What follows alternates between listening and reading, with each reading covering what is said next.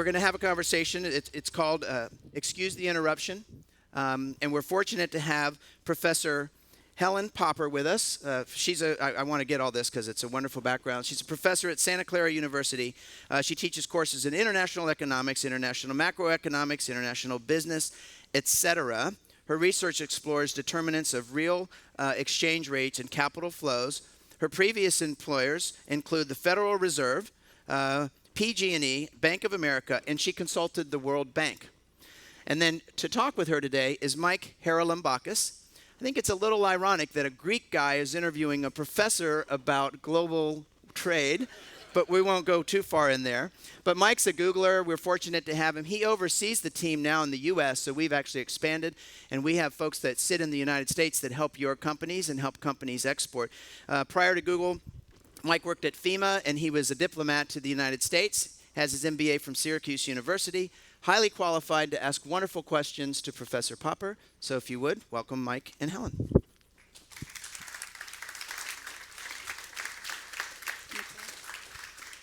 Jay, thank you for the introduction. We're delighted to be with you today. Especially privileged to have Professor Helen Popper with us. Jay spoke to discovery, needs assessment, and evaluation as the three of the first four stages for today.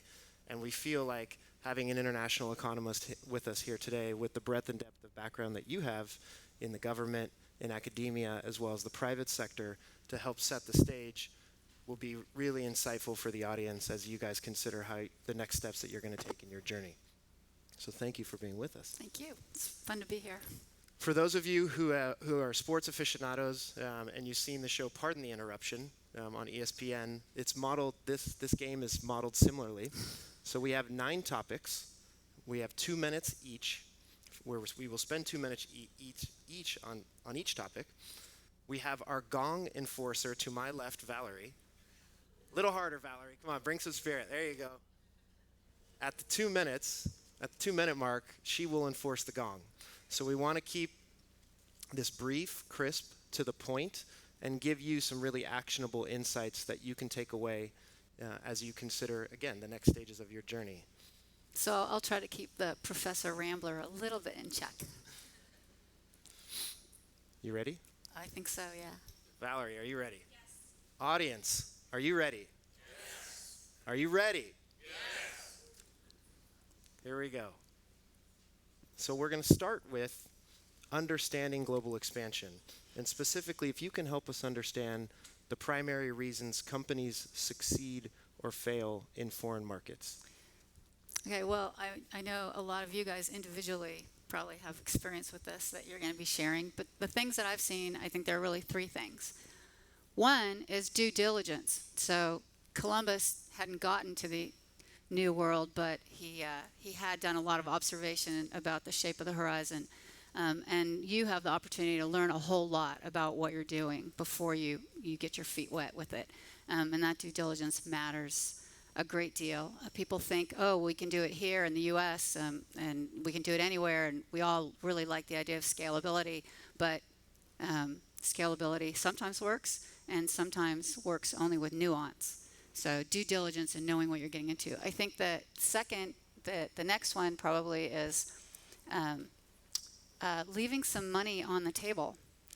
So if none of us know exactly what we're getting into, but we can find out a lot by having really good partners. And those partners are going to know things that we don't know. And you want to have partners that want you to win. You want to have partners that they want you to succeed. And one way to do that is not to be too stingy with them. Leave something on the table so that they really win, that you're not their last choice of who they're going to do business for. And then the last thing is, I think a lot of people look at who are the competitors in the market they're going into, and that, of course, is part of due diligence. But one thing that they forget are who are the incipient competitors. So like you're going to go and blaze a trail into somewhere and show off, right? You're not going to do this quietly. It's like, here's my stuff. Look at me. Get this stuff. And then people are going to see all that, and then they're going to be your competitors after you've done all that hard work. So you got to think ahead about who your competitors are going to be when you get there, after you get there. Well done with time to spare. There's the gong. Let's shift to the US dollar. We've seen, particularly over the last year, that the dollar has started to reflex a little bit of muscle, and that has an impact certainly on international trade and export. How should companies look at export in relation to a stronger dollar? Okay, the number one thing, and I'm sure, again, that you guys all know this as well as anyone, the number one thing, of course, is that a dollar getting stronger means it makes it harder for foreign customers to buy what we're selling when we're pricing it in dollars. Right? So that's the number one thing. And I have a few other things to say, but I just can't take away anything from that. The dollar's stronger, it's harder for people to buy our stuff. Okay. Having said that, there are a couple of kind of caveats to that. Number one is that if you have suppliers elsewhere, right, then your dollar's buying you a lot more. And related, but I'd say number two, is that not much of that dollar change generally gets passed through to final goods. Okay, so if you are selling, if you're a business and you're selling to the dock, then all of that dollar change is going to get generally passed through to the dock. And that means the dollar's going up, people buying at the dock, that's a lot more expensive. But you got to think about what happens between the dock, oh man, this is going so fast, the dock and the final customer. Between the dock and the final customer, there's a lot of costs that do not change. So when you get between there's marketing and distribution, and that for many, many goods is the vast bulk of the price. So the final customer's price doesn't change. So if you take your stronger dollar, sure, that's going to make your good more expensive, but along the way, your stronger dollar, if you can buy yourself some marketing and distribution, that's going to do you a world of good. Or if you can bypass all that and sell instead of to the dock, to the final customer, then that dollar change is also going to be not as tough a thing to sell. And then the other thing to remember, since I have 9 seconds left, is the dollar is way stronger right against the euro than it is against a lot of Asian countries. So where you go is going to make a difference. You want to finish that last point? Want to expand on that at all? Okay, well, one other thing that I really should expand on is that this isn't a flash in the pan. When you look at countries like Norway and Switzerland where things are really expensive, that's not turning around next year or the year after that. These things being expensive in the US or things being relatively inexpensive in Japan, that has a half-life. It has a long half-life.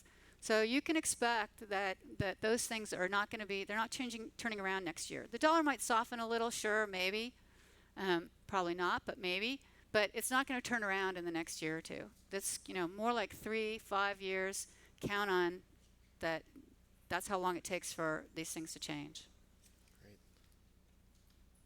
Let's shift to interest rates. When Alan Greenspan was chairman of the Federal Reserve, there was this funny anecdote when the Fed would, the day that they would or wouldn't be announcing that interest rates would rise, they would watch him crossing the street in Washington, D.C., and based on the size of his briefcase, that was the street would guess if he was going to raise rates or not.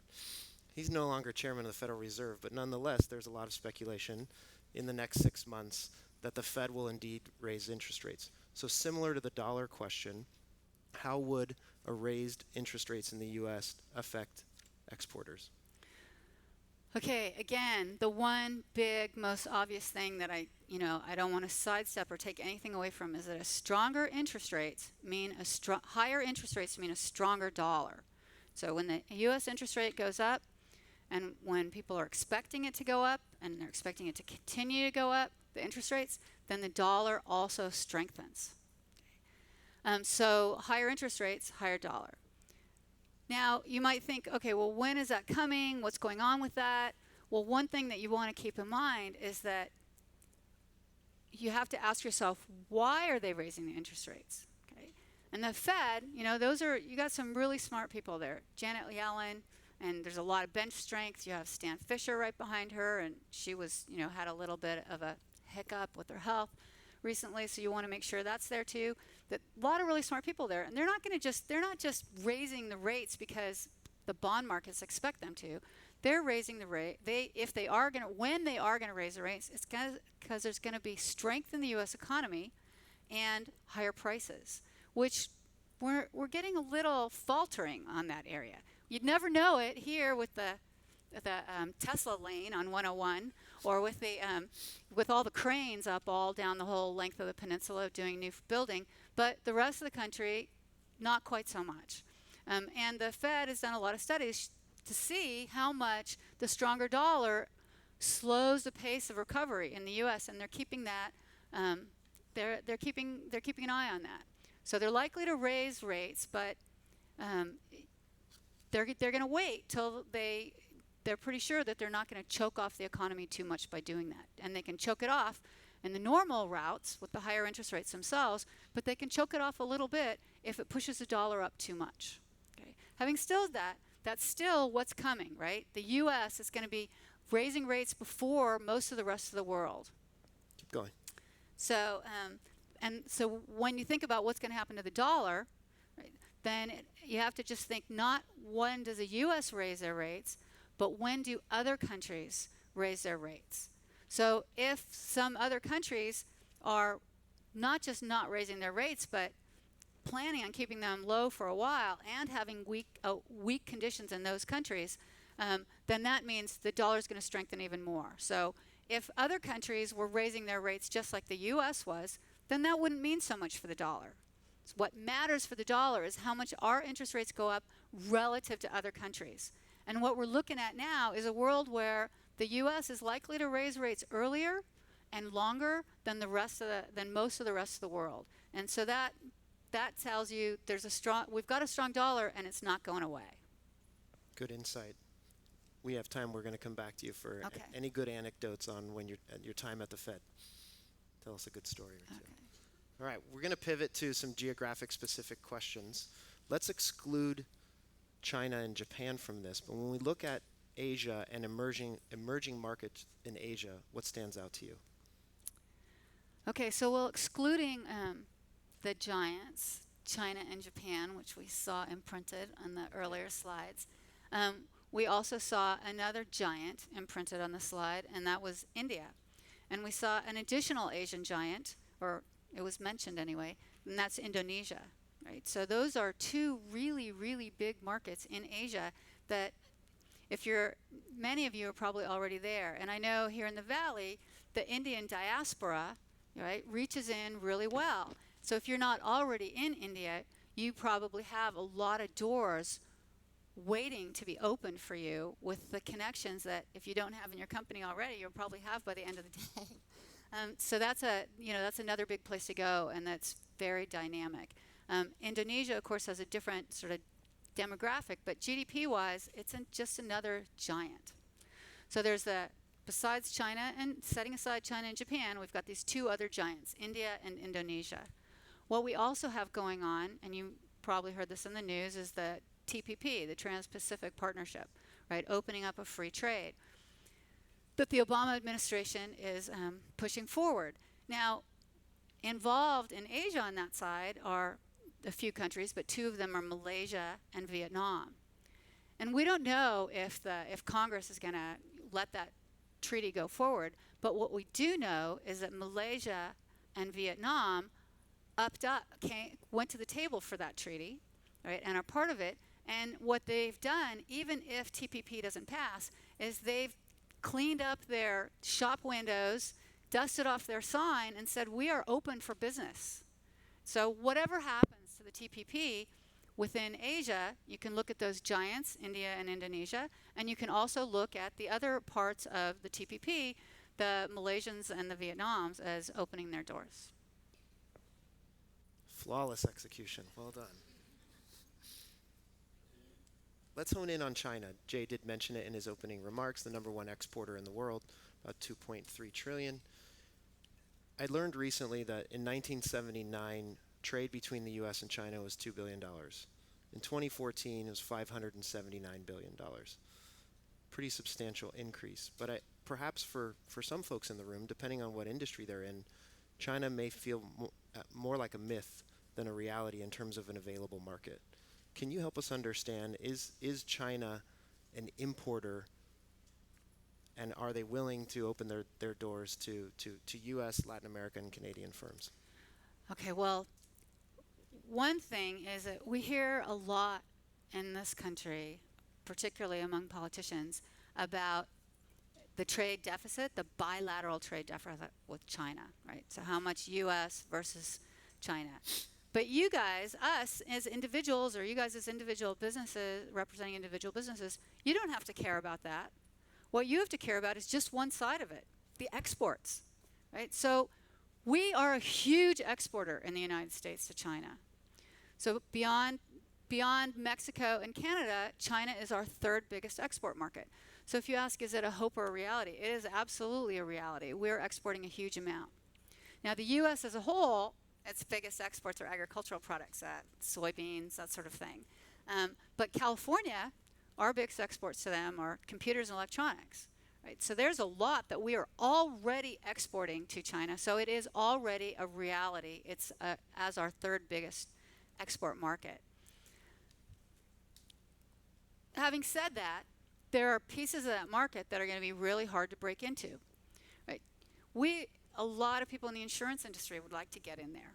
Right? There are loads of people in China who have to put their great savings, right? They save a lot into instruments, financial instruments that they don't think are that great. Yet it's going to take a long, long time before China develops its financial markets enough so that it feels comfortable letting a lot of foreign activity in. So we can sell into those markets. We do sell into those markets, and the Chinese market, it's the real deal.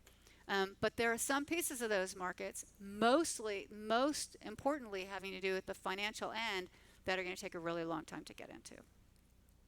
Good insight. Thank you. Again, right in time. So let's Am I taking the fun out of it, finishing too early? No, no. I might be able to help out on that. We're letting Valerie down over there. Sorry.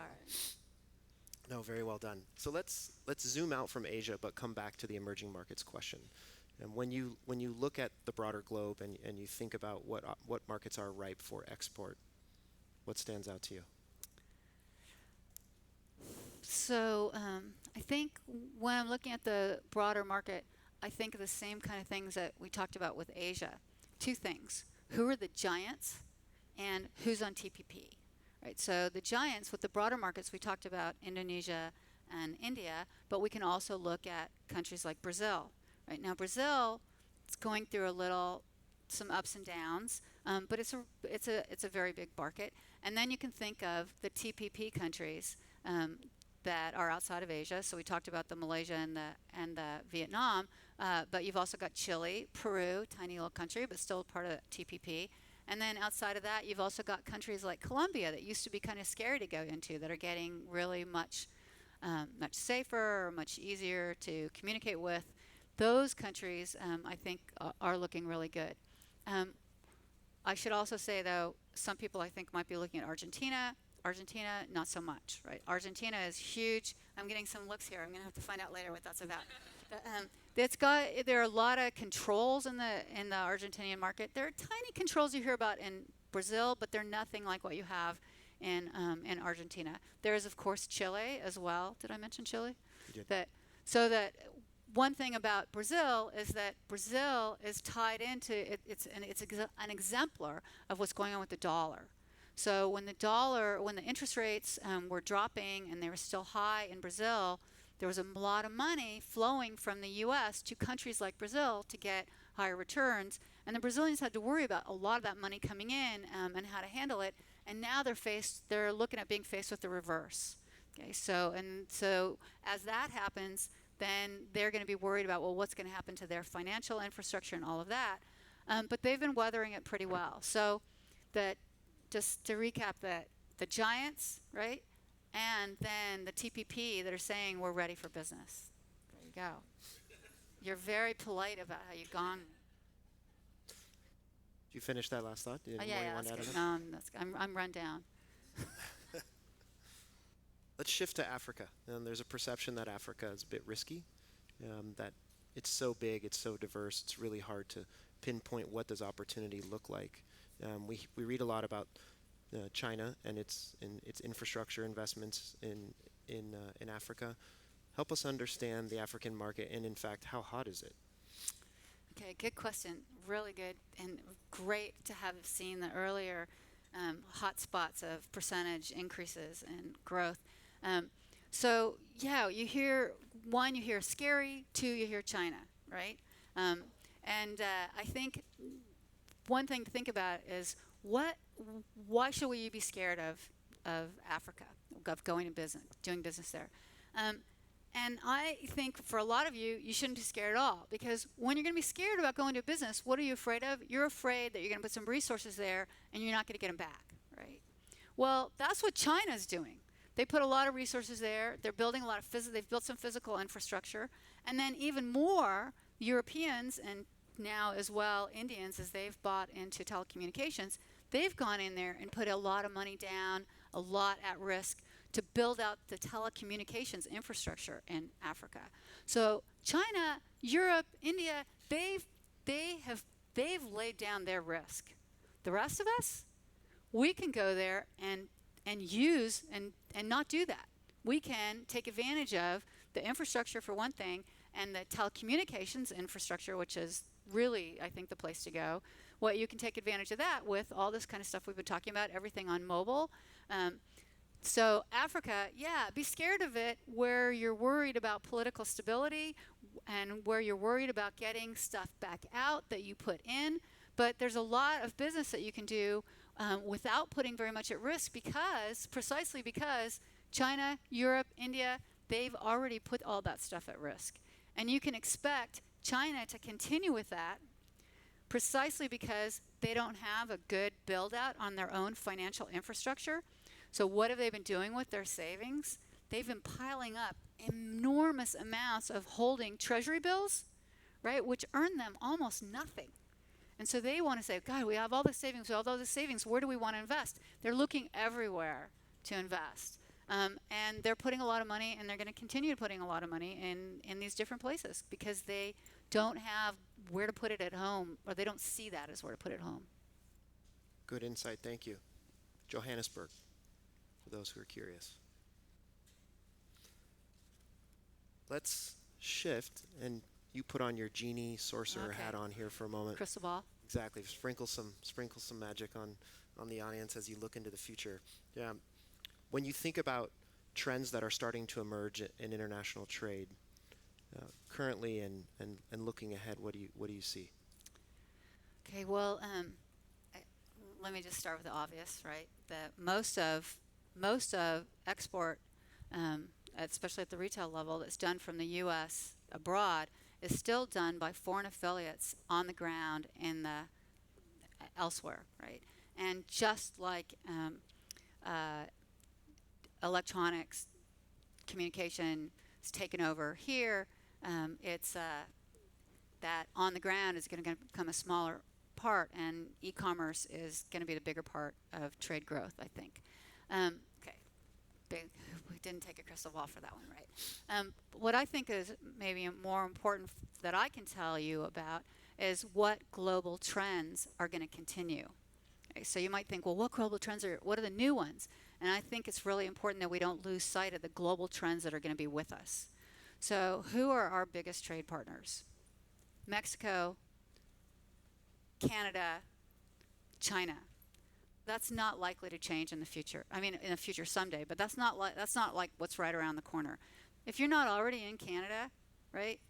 It's not going to be for all of you, but for a lot of you guys, that's the easy pickings, going to Canada, and that trade relationship is not going to change. What else is really not going to change? The strong dollar is not going to change soon. So I mentioned that we have half-lives of what things cost in different countries. Where things are expensive, they're likely to stay expensive for 2 to 5 years at a half-life, right? That abates really slowly. So our strong dollar is like our current trading partners, and our strong dollar are two trends that are likely to be with us for a really long time. So I'm really well done.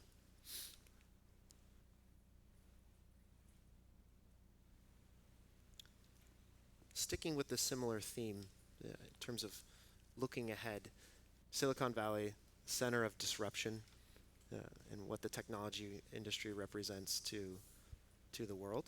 Yeah. Just looking at the picture. Yeah. Looks disrupted. It looks disrupted, a bit fatalistic and apocalyptic there. But when you think about industries, for example, around the corner here in the Partnerplex, we have a self-driving car. We know some people in other places of the globe, including here, are concerned about what that might represent to the auto industry. But looking at, say, 2020, might there be an industry that is currently in existence that will vanish by then? So I think about this a lot because I'm at a university, and there's a lot of hype that massive online learning and MOOCs are going to just take over, and I'm going to be out of a job, all of that. And so I guess what I think of, I am no longer the chicken saying the sky is falling about that. And what I think is really more important than thinking about what industries are going to disappear is to think about what industries are really going to change and how industries are going to change. So I think that, for example, in the university, people used to say, okay, you're going to be gone because of MOOCs.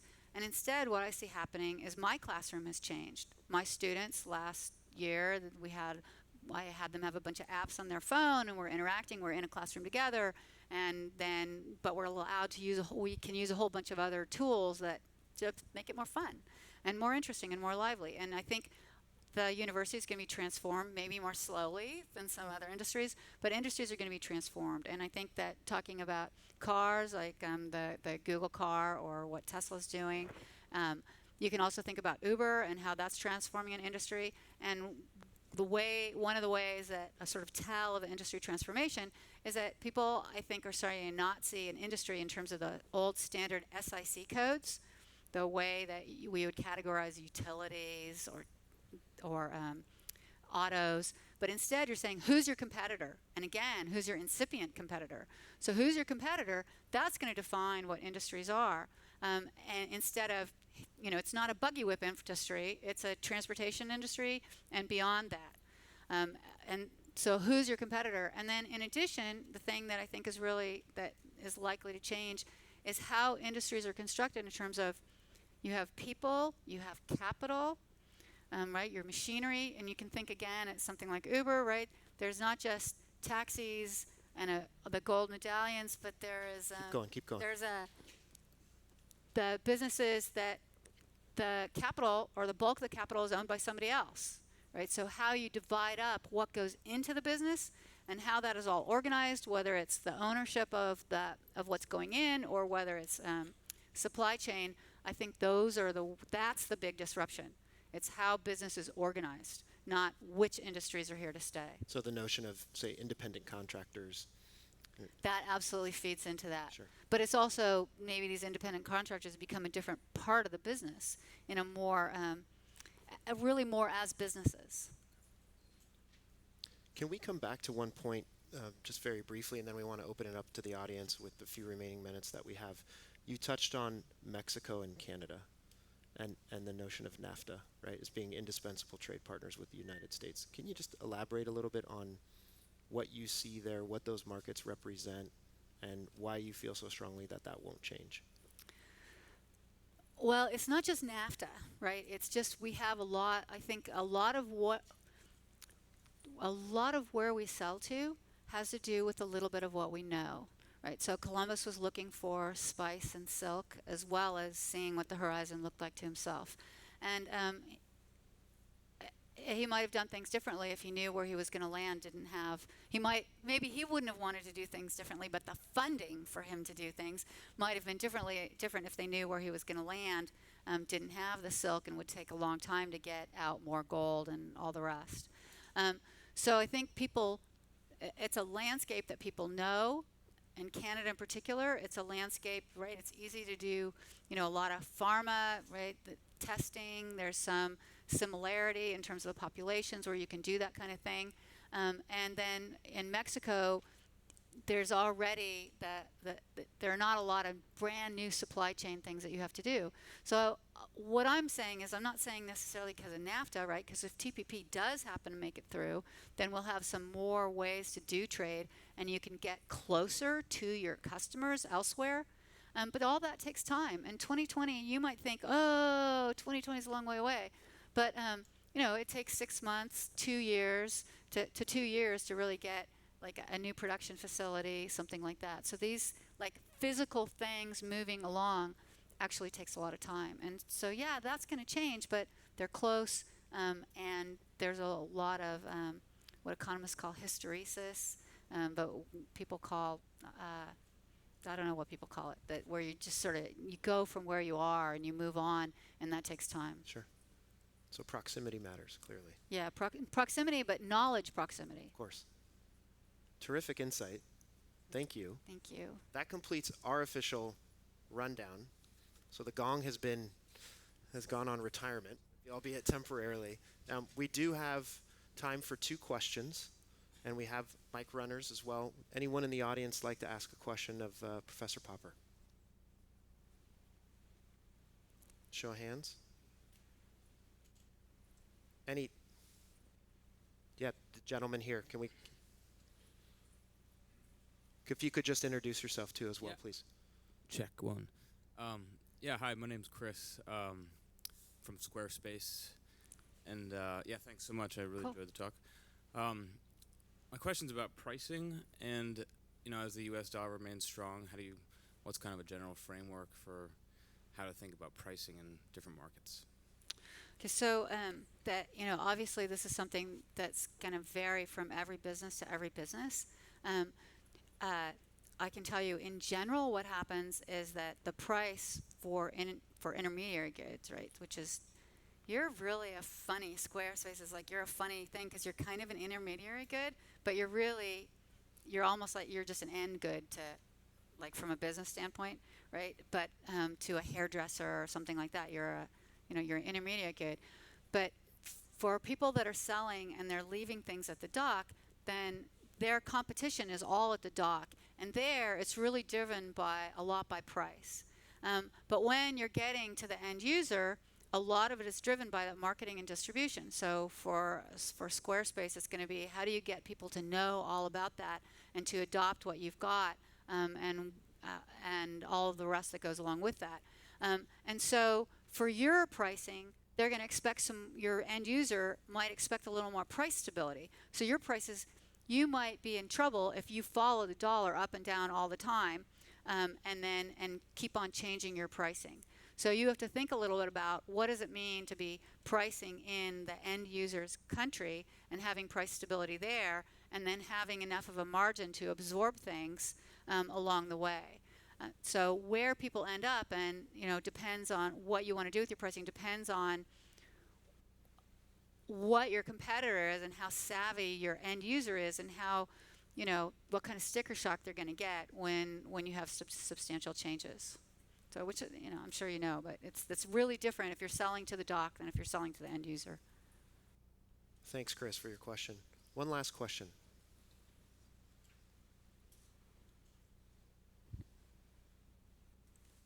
Please. Thanks for the pointer. Tim with Softlayer. My question, I guess, centers around Africa and more of the fraud that can come from there. What are your feelings on that? Yeah, I do not have a lot. I don't know much about the fraud there. I mean, I hear about it, but it's because what I'm sort of suggesting is that you need to take advantage of the build out, or you don't need to, but it's an opportunity to take advantage of the build out there. Then your fraud protection has to be however you're going to grapple with that has got to be really important.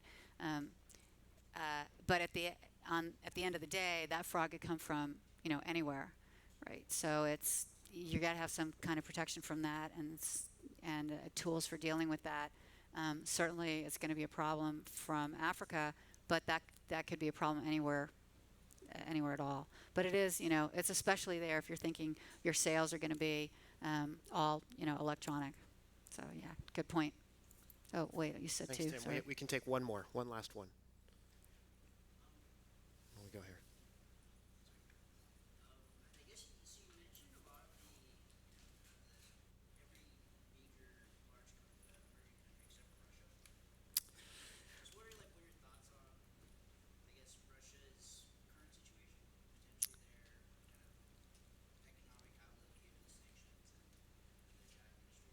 me just restate really quick for the sake of the microphone. The question is about Russia as an emerging market and some of the destabilization that may be going on there right now. Okay, so my feeling is that my feeling is, my answer is due diligence. Okay, if you know a market, if you know the market there, and you know who your customer is going to be there, and maybe you want to move supply chain or something, you have some really good reason to go there. Yeah, businesses are going there, but there's Poland, there's the Czech Republic, there's Hungary, there's Slovakia. There are a whole lot of other countries between, on the eastern end of Europe and on the EU periphery that are a lot more stable and are hungry. They're hungry for our stuff, and they're looking for it all the time, and they like to get it. Everything from a new fitness app to a little ice cream maker, right? Everything. They're ready for all that.